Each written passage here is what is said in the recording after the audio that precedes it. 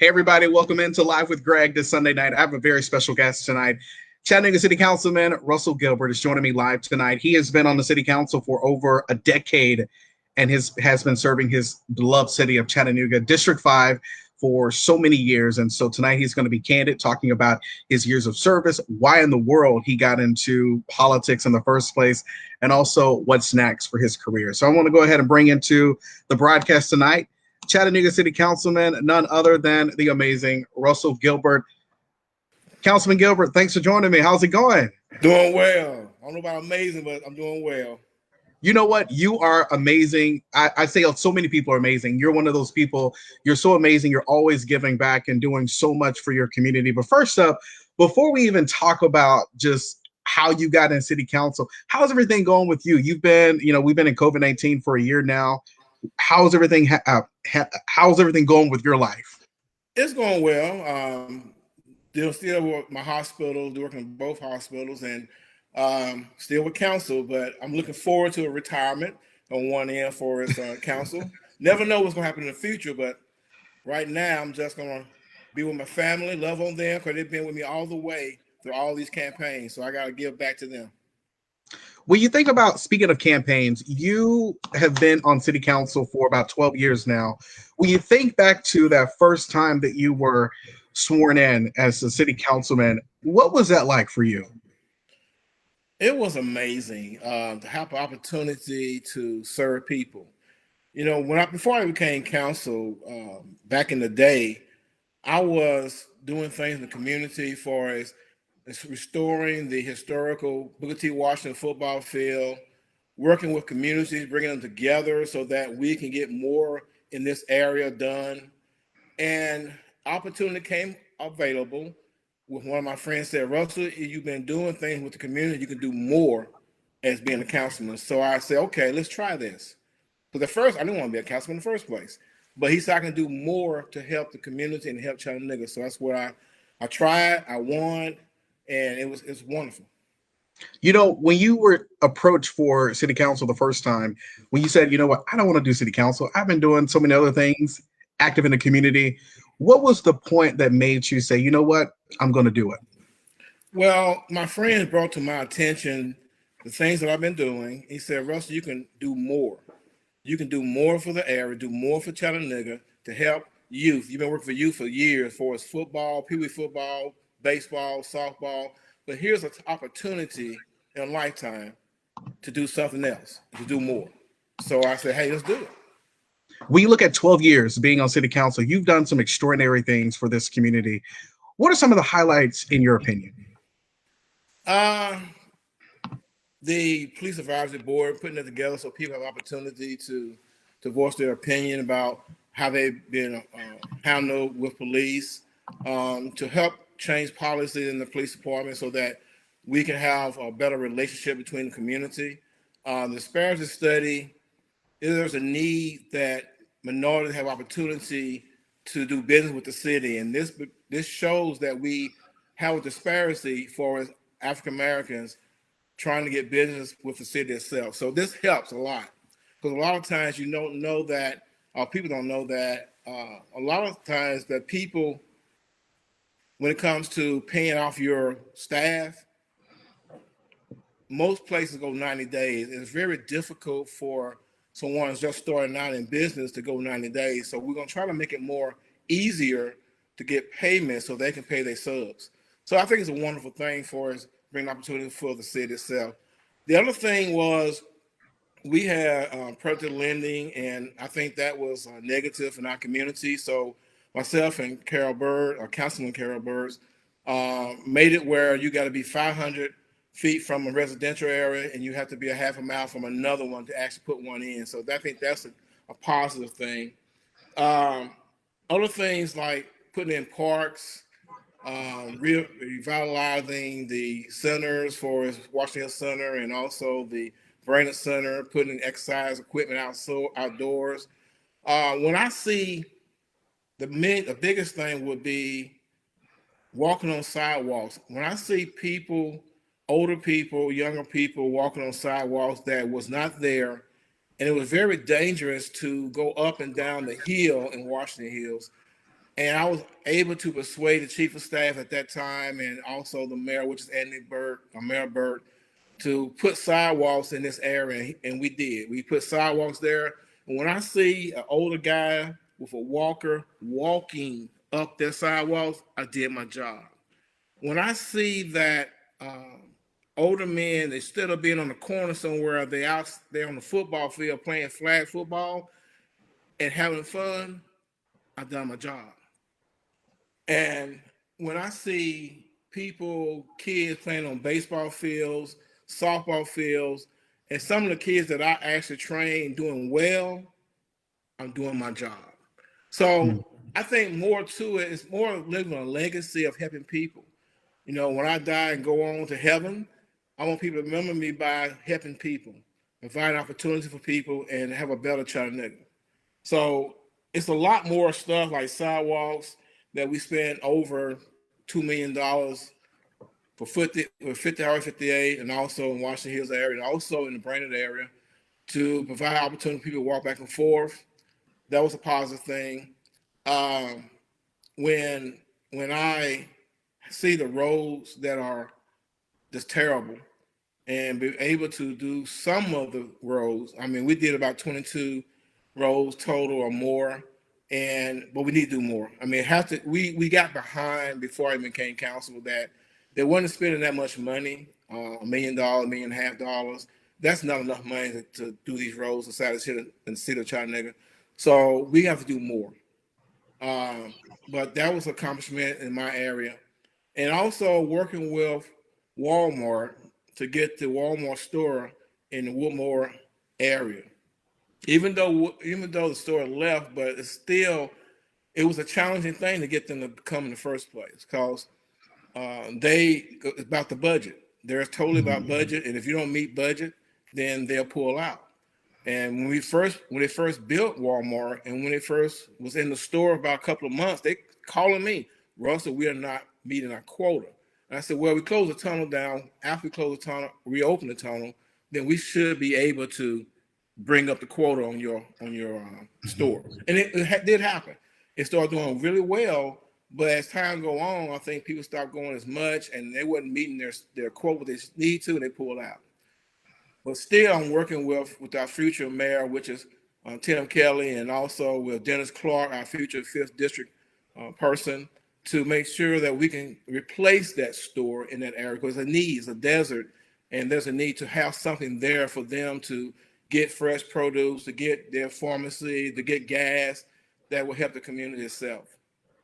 You've also done a lot in the community when it comes to encouraging young people. I was looking at some pictures that your folks sent ahead of time. You work with Boy Scouts, bringing kids to the council chambers. When you look back over your years as a city councilman, how important was it for you to not only go out and speak to young people, but bring them into the city council chambers and let them sit on the platform and see themselves in that position? I believe it gives hope. If I could become city councilman, I lived on a farm.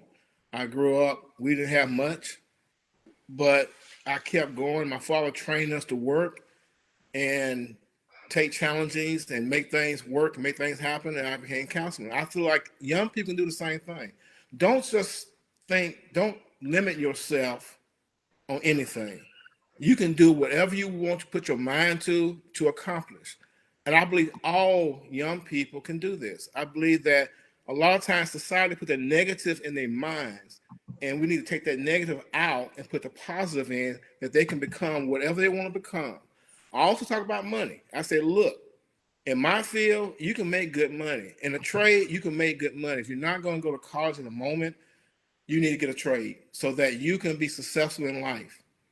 So it's a great feeling to see young people really at the early age when I see some young people that are grown now, they're adults, and they're doing well. That makes me so happy to say I was part of that in that kid's life in a positive way to make them do well or help them accomplish their goals.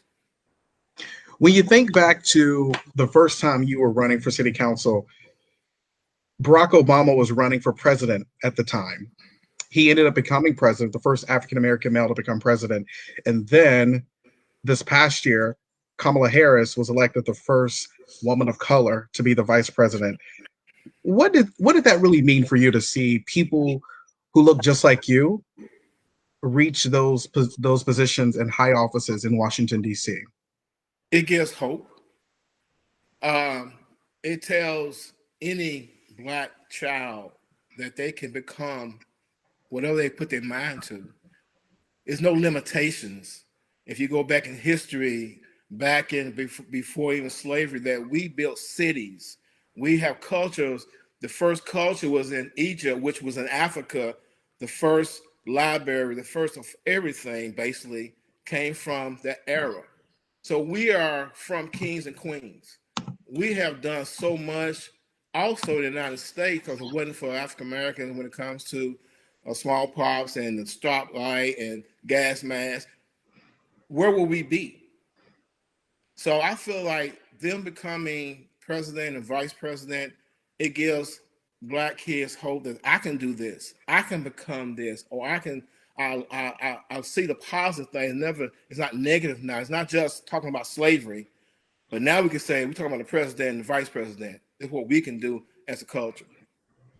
When you look back at the late John Lewis, Congressman John Lewis, when you look back over the things that he had gone through from, marching in Bloody Sunday, the march from Selma to Montgomery, also the great things he did for the civil rights movement, what do you think his legacy will be over the next few years as we are hearing so many things about voting and voting rights in America? And so many laws are trying to be, so many lawmakers are trying to pass laws to make it difficult for people to be able to vote.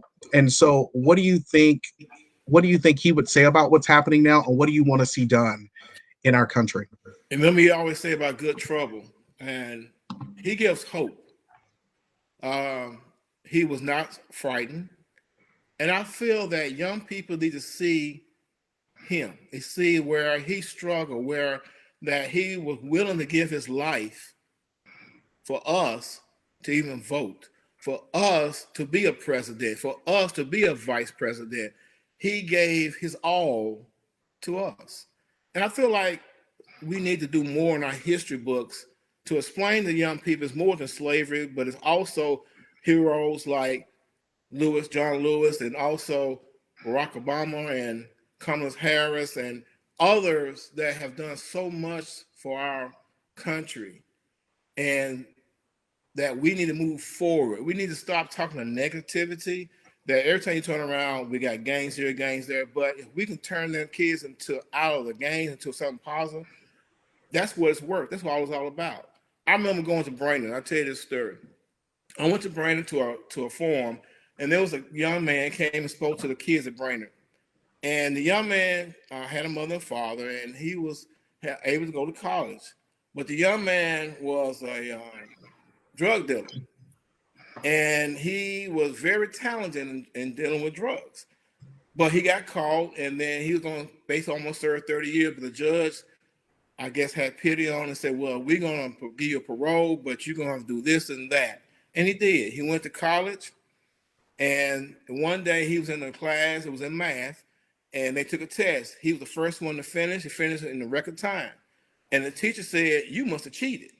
He said, no, I didn't cheat. He said, yes, you did. Do it again. So he took him down the test. He passed with flying colors. He said, how can you do this? He said, well, sir, when I was in the drug industry, I had to know numbers, and I had to weigh things. I can look at it and tell you how much it weighs. And then some man went to college and started a barber shop, and not just one, but several. And now he's a multi-millionaire. So it gives hope to kids, even though you might have messed up when you're young, even though you might have did something that you shouldn't have done. Don't give up, because this young man kept going, and now he's a multi-millionaire. There's more blacks like this that has a story like this, far as telling people that, yes, I messed up at an early age, but now look at me now, and give them that hope that they can have. Because a lot of times people say, well, they're not going to amount to anything. That's a lie. If a kid turn themselves around, they can do it. And it's up to us, old people, to encourage them to turn their life around. Show them the money, show them the ability to do better. You know, you made a big decision last year. I'm going to show you this. This is the press conference where you made the announcement that you were going to run for mayor of Chattanooga. And when leading up to this press conference, what went into play to say what led you to say, you know what, I'm going to run for mayor? Well, again, it goes back to the beginning when I ran for council. I can do more with this position. By being mayor, I can do more of giving opportunity and resources to people. We can give more to the Head Start. We can make sure that the teachers are getting paid correctly. We can actually put in place programs like trade school. And, not, I believe that our next mayor, which is Tim Kelly, is going to fulfill them needs. We've been talking about some of my ideas, some of his ideas, and they kind of blend for as doing things for the city of Chattanooga. I've been talking to our next fifth district councilman, Dennis Clark, and some of the things that we talked about. One of the things we talked about is that $2 million that's still sitting in capital for Washington Hills that we have not actually spent yet because we have to secure the property underneath the center. Long years ago, they didn't do business like they're supposed to, and they put a city building on top of a county property. And we have to negotiate that to get that to make that happen. But go ahead. You talked about the two, Tim Kelly for mayor. You've also talked about Dennis Clark for District 5. What led you to want to support these two candidates? Well, for Tim Kelly, when I was running for mayor, me and my wife went to on Moore Road, and we stopped and seen a African American man with Kelly sign. And I said, let's go and ask him why he voting, why is he supporting Kelly? So I went to the young man and I asked him, and the young man looked me dead in my eye. He says, sir, years ago, notice I said years, not just recently, but years ago, Mr. Kelly helped me and my family. He went beyond to help my family that he didn't have to do. And when he said that, I told him, I said, I can't blame you. I cannot blame you for voting for that young man. So when I heard that young man say that, that tells me the character of Tim Kelly. I did not know him that much, but as I started learning more about him, and as I started hearing other people giving their testimony about him, that led me to endorse him because he has some of the same views I have when it comes to helping the employees get what they should receive for their financials, um, improving our Head Start program, improving our baby university, providing economic development in areas that has not been economic development at all. Not just about taking care of downtown, but taking care of Chattanooga. That's why I went with him, and also with Dennis Clark. He believes in our community. He's fired up. He wants to do good. He speaks well. I mean, he can be able to explain and negotiate with council things for Fifth District, and I know he'll do that. He's already started things for as trying to secure someone for the store in that area. He's trying to work with other community people to say, what can we do to make Fifth District a better district? And I believe he'd make a good council person. And I put it like this: I will be on here if he don't. You know, you have already made your endorsements and you've already let the people know what you want to see happen in the runoff election coming up in a couple of weeks. But more importantly, when you think about your 12 years of being on city council, how do you want to be remembered? What do you want your legacy to be? To help people. I want people to remember me by when they call, I answer. When they need help, I'm willing to help. After council meeting is over, sitting with people for hours trying to help them with the city problems, what they had with city. I want to remember these things. I want to remember that we're trying to get trade schools and provide the resources it would take to make people successful.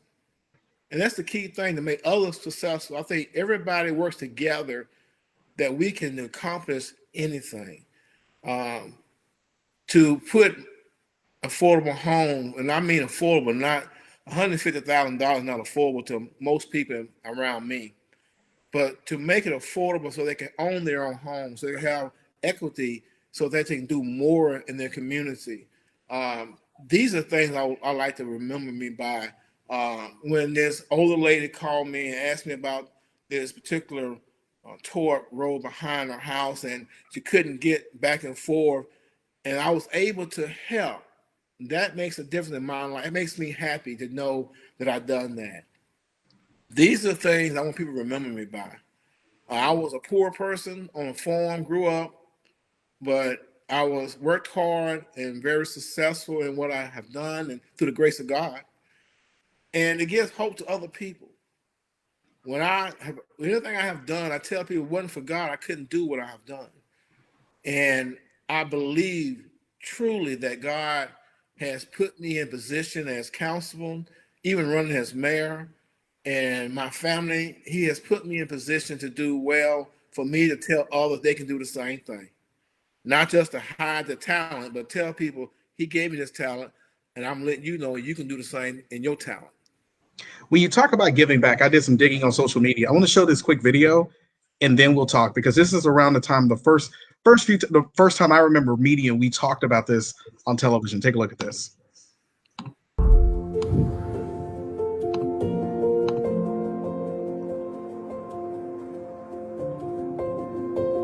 I just think this is a blessing for the kids. You know, I raised up, I didn't have a lot of things, so anytime you can give back to your community, I thank Russell Gilbert for doing what he did for the kids today. I just want to appreciate Mr. Russell Gilbert for today. I was invited out, and we got blessed. Thank you, Lord. It was nice and humble, very humanitarian-like, and I appreciate that. So thank you guys. Merry Christmas to everyone. Thank you, Russell Gilbert. What you done was very generous to this community. Everyone enjoyed themselves. The kids enjoyed themselves, and the grown people did too. Thank you so much. And you did a lot. Everybody was happy. Thank you so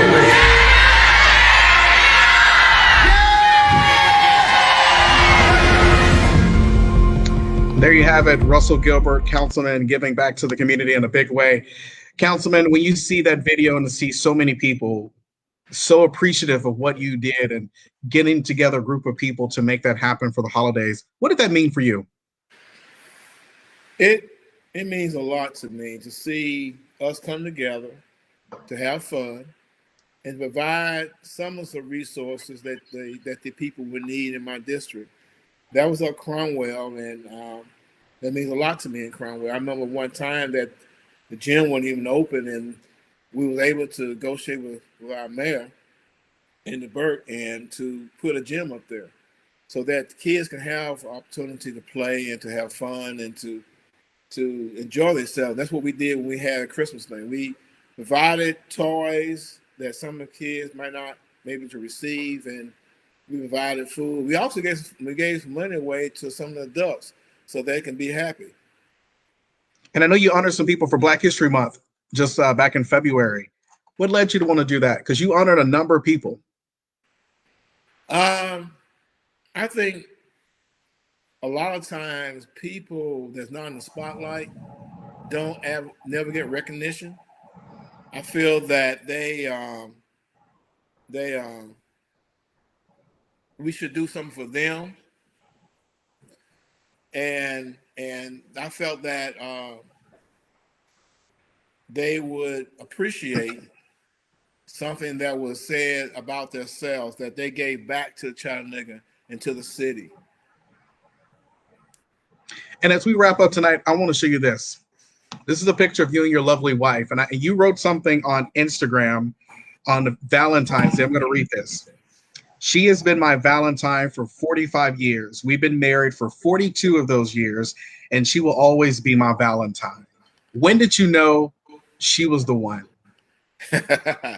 Well, since you said that, it's going to take a little bit more long time because I met my wife, I can't say by accident, but let's say what it seems like.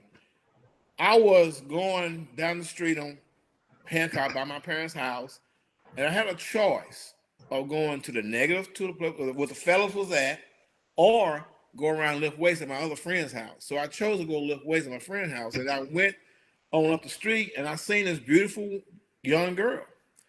And I did not think I had a chance of at all. And my friend Van Hen, you know Van. Yep. He said, Russell, let's walk him back to the house. I said, okay, I have no problem with that. So we walked him back to the house, and my wife, she went out and got some chicken, and she's gonna get on me for saying this, but she put that wing in her mouth and came out with clean bone. I said, dang. And she I remember walking her up to the church near the house, and I asked, can I give you a kiss? She said, no. I said, what would you do? I slap you. I said, okay. So then later on, she called me, and I said, oh, and she was interested. So at that time, you had 3-piece suits and stacks. Remember, you probably don't remember stacks. I've seen them before. And she called me and she asked me to come over. I ran at least a quarter of a mile from my house all the way to her house in them stacks just to see her. And from that point, we've been together for a long time. If it wasn't for God giving me her, I could not do what I have done. If it wasn't for her ability to help me, I couldn't do it. She has been by my side. She has helped me when it's ups and when it's downs. She's been there. She's always been there for our kids. You know, I got 5 kids. I got 10 grandkids. And she always want to take care of all of them. We have done well, considering God has blessed us with wonderful kids and wonderful grandkids. And she's been by my side. I could not run for either city council. I couldn't have ran for mayor. And I couldn't even do my job at my hospital. It wasn't for her, for God and her giving me the help that I need to push forward. It's not easy being a director of 2 hospitals. It's not easy being a councilman. It's not easy trying to be run for mayor. But when you got the right support behind you, you can do a lot of things. You can accomplish a lot of things. So I recommend anybody that's going to get into politics that you need someone strong behind you. You need that person to move you forward, not backwards. And that's what I have. I have a beautiful wife. As you can see on the picture, she's a beautiful woman. Beautiful woman. And speaking of a beautiful woman, beautiful spirit, personality. When you think about the pickup line, what was the one thing that you think that made her say yes to you? Let me tell you about that. One day I came to the house and I was sitting on the porch, and she gave me the rules. She gave me a list of this is what I want to see in a man. And she went through all of that. I said, I can do all that. I can do this. And when she did that, I said, this young lady really has some guidelines. She has some spirit about her that I really, really like. And I don't really know how she ended up with me. I mean, I'm blessed. I know I'm blessed, and I just don't know why she was interested. I mean, she was, and from that point, we have been together. And she's my best friend.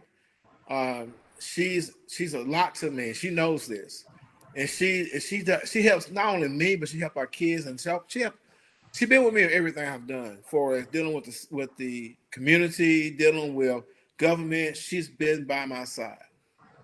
And I have to ask you, when you think about your wife, 45 years that you guys have been together, I think you said 42 years married, in a time where so many young people, they look at marriage as, I'm just going to get a divorce and try it again, get a divorce and try again. What would you say to those people out there watching when they are ready to throw in the towel on their marriage and just say, you know what, I'm done, I'm giving it up?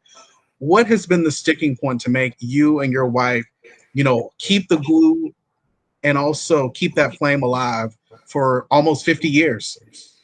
Well, you're going to have ups and you're going to have downs, but the main thing, I remember this baker that worked with me at Port Ridge, and he told me, he said, Russell, he was an older guy. He said, in a marriage, you always got to do something different. You got to be spicy. Don't just do the same old, same old. Do something that is crazy to keep that marriage going. That's what we do. We do a lot of things that normally shouldn't be doing, but we do together. and we'd be happy. Hey, you know, I mean, you see some of the movie when your wife come by, you pat. Hey, we still do that because she's a beautiful woman, and I still love her. I mean, it means a lot to me, and I think that to young people, nothing is easy. I mean, anything that is worth keeping, anything that's worth holding on to, you got to put effort into it. Mm-hmm. And the main thing is communication. Anybody I say, look, communication is gonna be the key to you being with your wife or your husband. You got to communicate. You got to tell each other your feelings. You got to tell one another how you feel, and that way you at least know, and you can change that. You can do something different to spice it up, or do something different to make sure they know that I love you. And as we wrap up tonight, I'm just I love your love story with your wife. I think it's a beautiful story. And almost at 45, 50 years, I think you guys should write a book on the do's and don'ts of marriage, because you guys have just had something to make it work, and the flame is still there, which I love. As we wrap up tonight, 12 years on city council, you're preparing to leave office after 12 years next month. As you move on to this next chapter in your life, you said retirement, quote unquote. Will it really be retirement? Will we see Russell Gilbert on a ballot in the next 2 years, 4 years? You never know. You know, you don't know what's going to happen in 2 to 4 to 8 years. You never know. And I don't put nothing that I would never do. I have not been thinking of the future at the moment. I've been thinking about what I'm going to do with my wife and my children right now. But you never know what's going to happen. There's more opportunities out there, not just for being mayor, but also other positions that I might want to try. I don't know. But I do know that whatever I do, I'm going to do it to help people in our community. Whatever I do, I want to give the resources to the people so that they can be successful. So if I'm a politician or not a politician, I'm gonna still work the same way, trying to provide opportunity for young people, provide opportunity for the community, and provide opportunity for the city of Chattanooga. Councilman, I really appreciate you talking to me tonight. I really appreciate it. Any final thoughts you want to share? Well, one, get out to vote, because the vote make a difference. People have died for us to vote. That's how important. And I think even young people and older people don't see the value of voting. But voting controls your life. In other words, if you get the wrong person in the office, they're gonna benefit other people and not you. You need the right people in the office, like I said about Tim Kelly and Dennis Clark, to make a difference in people's lives, to help them provide the resources that they need to be successful. And I believe they will. And again, if they don't, I'm around. I'm still there. I'll hold you to what you say. And I believe they're going to do a great job. All right, Councilman Gilbert, I really appreciate you talking to me tonight, and best wishes on your next chapter. And when you get ready to run for office again, let me know. I will, sir. I'm still saying that you're going to run for something. I don't know what it is. You should, You never know. You never know. Whatever the Lord has me to do, I will do. Amen. Amen. Keep the Lord first. That's right.